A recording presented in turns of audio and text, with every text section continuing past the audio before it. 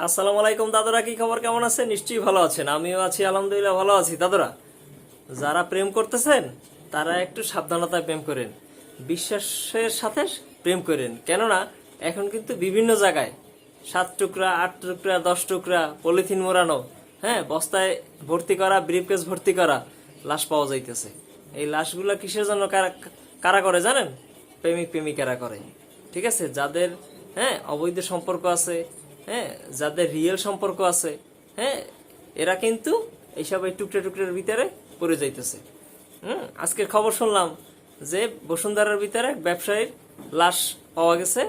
মানে উনি বসুন্ধরার ভিতরে থাকতো, তাকে 7 টুকরা 8 টুকরা করে লাশ লাশ পাওয়া গেছে। তার কে করছে জানেন?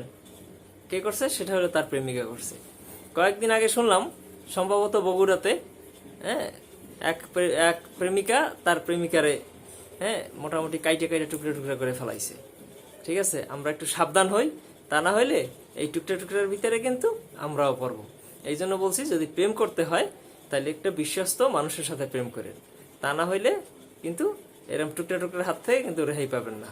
বর্তমানে অবস্থাটা কিন্তু খুব খারাপ। আল্লাহ হাফেজ।